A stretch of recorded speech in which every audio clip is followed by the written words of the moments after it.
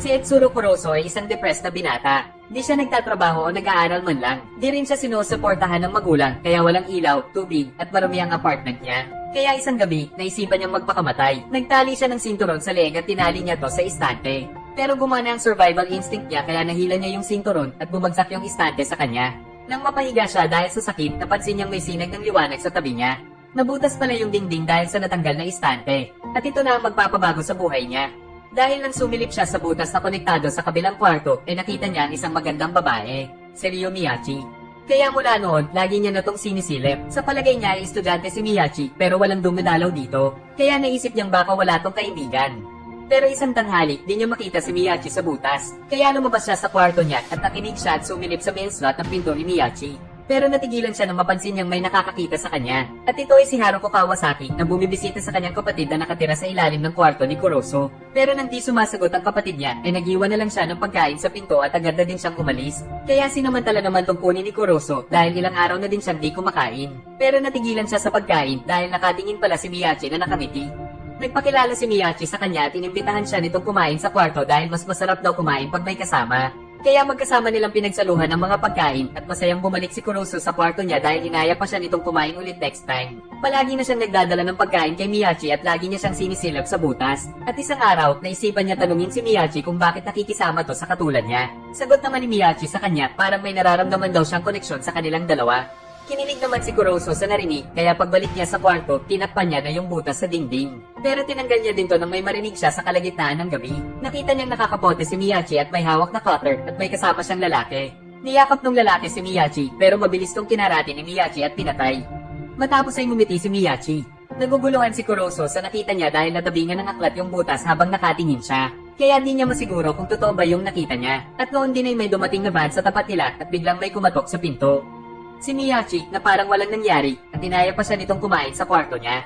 Sabi ni Miyachi kapag kasama niya daw si Kuroso pakiramdam niya daw ay normal siya. Matapos nito ay inalis ni Kuroso yung nakaharang na aklat at nakita niyang malinis yung kwarto ni Miyachi kaya naisip niyang baka na malikmata lang siya. Pero napansin niyang parang may kausap si Miyachi kaya sumilip siya sa pinto para makita kung sino yon. Si Reina Enmeiji pala na mukhang misteryosa at sabi ay nakikita daw nito ang ginagawa niya at alam din nito ang pangalan niya. Kinabukasan, tinawag siya ni Miyachi at inaya ulit siya nitong kumain. Kaya natuwa na naman si Kuroso at kumbinsido na siyang malikmata lang yung mga nakita niyang patayan. Pero di niya pa rin maiwasang maisip ito.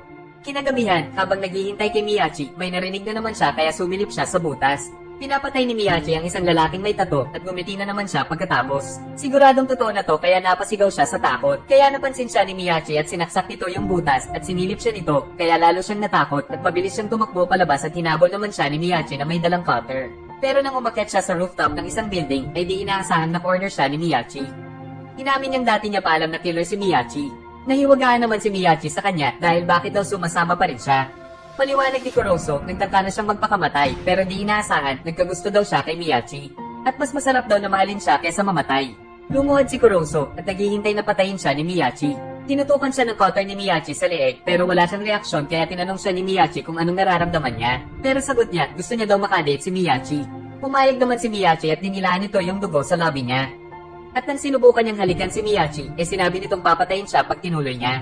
Pero pumayag naman siyang silipin siya lagi ni Kuroso. Kinabukasan, nakita na ni Haruko ang kapatid niyang si Kawasaki na noon ay naglalaro ng pusa. Nung tanghali, sa kwarto ni Kuroso, natawa si Miyachi dahil kita pala sa butas ang buong kwarto niya. Inamin ni Kuroso na gusto niya talaga si Miyachi at nangako siyang magiging mabuting boyfriend sa kanya. Kaya nagsimula siyang magtrabaho sa convenience store. Pero tuwing gumagamit siya ng cutter na pangbukas ay naiisip niya ang mga pagpatay ni Miyachi. Pero di pa rin nagbago ang pagtingin niya kay Miyachi. Patuloy pa rin silang nag-uusap at nagkukwentuhan. Inaya siyang makipag-date ni Miyachi kinabukasan pero di siya sanay makisama sa ibang tao. Pero bigla siyang naging ganado nang ipakilala siyang boyfriend ni Miyachi. At habang kumakain silang dalawa, sinabi ni Kuroso na gusto niya ulit mag-aral upang maging karapat-dapat kay Miyachi dahil gusto niyang makasama si Miyachi habang buhay. Kaya kinilig si Miyachi dahil may lalaki palang gagawa ng ganon para sa isang mamamatay tao na tulad niya. Pagkatapos ng klase, inaya siya ni Miyachi na maglakad. Pero bigla itong nagsuot ng kapote matapos ay pinatay nito ang isang babae. Mula noon, lagi na silang lumalabas na magkasama at pumapatay si Miyachi habang magkasama sila na tila kakaibang uri ng pagmamahalan. Natanong ni Kuroso kung trip lang daw ba ang pagpatay niya. Sabi naman ni Miyachi ay hindi daw. Mga masama lang daw at kriminal ang pinapatay niya. Kaya naisip ni Kuroso na makipagtulungan kay Miyachi. At ang nakakapagtaka, walang lumalabas sa dyaryo sa mga pinapatay niya. Isang tanghali, napansin niya si Kawasaki na nilalaro ang isang pusa. Kasunod ay kumain sila ng popsicle ni Miyachi. Kaya lalong natuwa si Miyachi sa kanya dahil nagdala siya ng pagkain na pagsasaluhan nila. Naging makulay na ang buhay ni Kuroso. May kuryente na ang apartment niya at nakabili na din siya ng bagong cellphone. At isang araw, habang nasa trabaho bilang cashier, dumating si Haruko para bumili ng pagkain. At nilibre na lang to ni Kuroso sa kanya dahil nakonsensya siya sa pagkuha ng pagkain nung nakaraan. At kinagabihan, pag uwi niya sa apartment, nakita niya yung message ni Miyachi na nagpapahintay sa kanya. Makalipas ng ilang oras, sumilap ulit siya sa butas at nakita niyang nakagapo si Kawasaki. Inawat niya si Miyachi na patayin to, pero pinatahimik lang siya ni Miyachi at tuluyan itong pinatay si Kawasaki. Matapos nito, ay dumating si Reina at nilinis ng mga tao niya yung kwarto. Kaya pala di nababalita yung mga pinapatay ni Miyachi. Pinuntahan niya si Miyachi para kumprontahin. Sabi ni Reina mahusay na killer si Miyachi dahil malinis siyang pumatay at binibili sa kanila ang mga patay na katawan. Pero di pa rin malinaw kung bakit niya pinatay si Kawasaki kaya dinala siya ni Reina sa apartment nito. At doon ay natuklasan niya ang lihim ni Kawasaki. Tino-torture pala nito ang mga nakukuhang pusa. Kinabukasan, kumatok si Miyachi pero di niya to pinansin. Kaya dumaan si Miyachi sa bintana para makapasok. Sabi ni Kuroso masama daw ang pakiramdam niya kaya tinabihan siya ni Miyachi para i-comfort. Sinabi niya kay Miyachi na mali ang pumatay dahil merong batas. Pero kahit daw ang matataas na tao ay pumapatay at wala naman daw talaga sumusunod sa batas. Kaya kung tutusin daw ay walang kwenta ang batas. Ayaw na daw makakita ni Kuroso ng patayan kaya nagtampo si Miyachi at umalis. At na-realize niyang mahal niya pa rin si Miyachi sa kabila ng lahat. Kinahaponan, nasalubong niya si Haruko at hinahanap nito ang kapatid nitong si Kawasaki. Pero nakatingin pala at nagsaselo si Miyachi. Nang nalaman ni Miyachi na kapatid siya ni Kawasaki ay inaya siya nitong maghintay sa apartment. Pero dahil sa takot ay pinalis siya ni Kuroso dahil baka kung anong gawin sa kanya ni Miyachi. Natatakot daw si Kuroso na baka malaman ni Haruko ang totoong nangyari kay Kawasaki.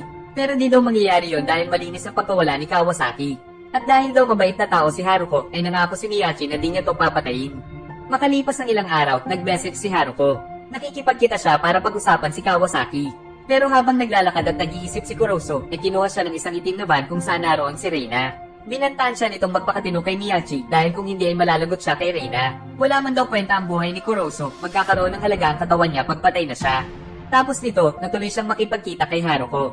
Desperado daw siyang makamusta ang kapatid niya kaya nagpapasama siya kay Kuroso na kausapin yung landlord ng apartment. At upang hindi magduda si Haruko, ay sinamahan niya to na buksan ng kwarto ni Kawasaki. Pero pagpasok ay nagulat siya sa ganda ng loob nito dahil nilinis na to ni Reina at inalis yung mga gamit na pang-torture ng pusa. Nandun din yung peking ticket ng eroplano para palabasin ng ibang bansa lang si Kawasaki. Kaya nawala na ang pag-aalala ni Haruko at nagpasalamat siya sa pagtulong ni Kuroso sa kanya.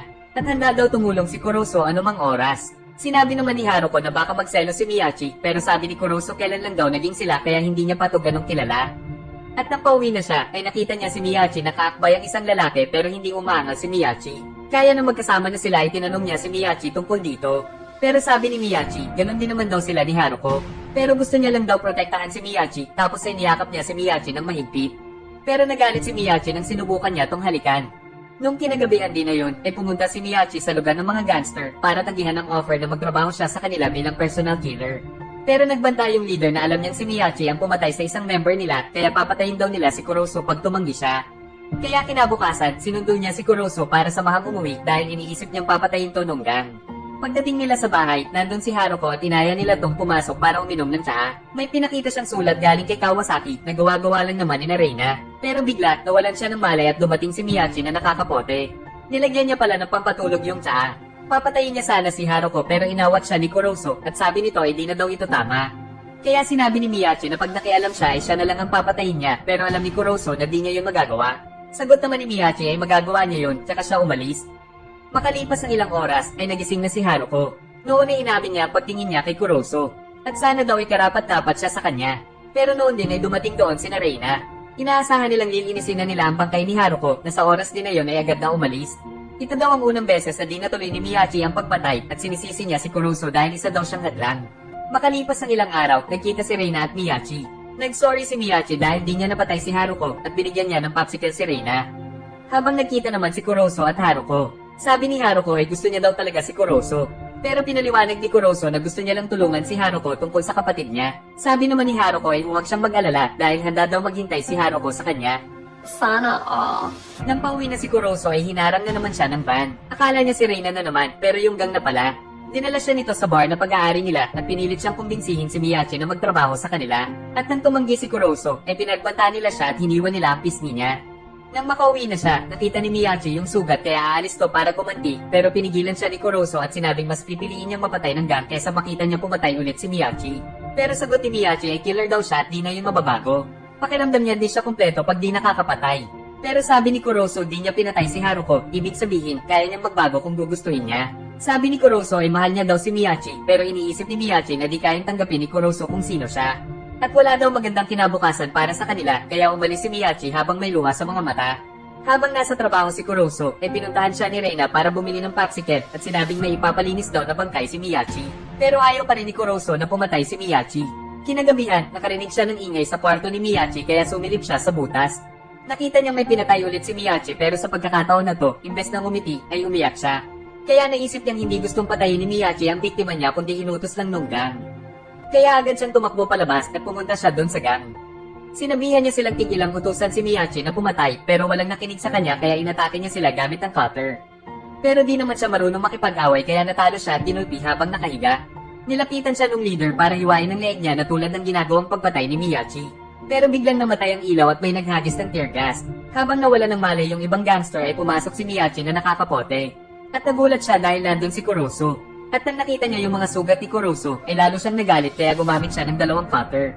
At walang alinlangan niyang pinatay yung mga gangster. Lumaban yung mga gangster sa kanya pero mahusay makipaglaban si Miyachi. Nagawang alisin ng leader yung hawak niyang cutter pero dahil sa mabilis at mahusay na paggalaw ay napatay niya yung leader gamit ang sarili nitong espada at hiniwan niya pa sa leeg. Tapos ay pinaupo niya si Kuroso sa sopa at pinaliwanag niyang yung huling pinatay niya pala ay member ng gang. At kaya di siya ngumiti ay dahil pakiramdam niya ay di na siya masaya sa ginagawa niya. Pero di daw ibig sabihin nun ay di na siya papatay. Sinabi ni Kuroso na mahal niya si Miyachi at sinabi ni Miyachi na mahal niya din si Kuroso. Kaya sa wakas ay naghalikan na sila pero sinaksak na pala siya ng cutter ni Miyachi. Matagal niya na daw gustong pumatay ng taong mahal niya at ngayon alam niya nang di pala to maganda sa pakiramdam. Kaya natuwa naman si Kuroso sa sinabi niya. At bago mawala ng malay ay narinig niyang nag-I love you sa kanya si Miyachi. Makalipas ang ilang linggo ay may dalang sweet case si Miyachi habang nakasunod sa kanya si Kuroso ng nakasaklay. At sabi ni Reina kay Kuroso, hindi porket alis na sila ni Miyachi ay di niya na sila mamanmanan. Habang palis, sabi ni Miyachi ay di na siya papatay pero darating ang oras na papatayin niya si Kuroso. Pumayag si Kuroso dahil para daw sa kanya ang buhay niya. At biglang naalala ni Miyachi na di pa pala nila alam ang totoong pangalan ng isa't isa kaya nagpakilala silang dalawa sa isa't isa.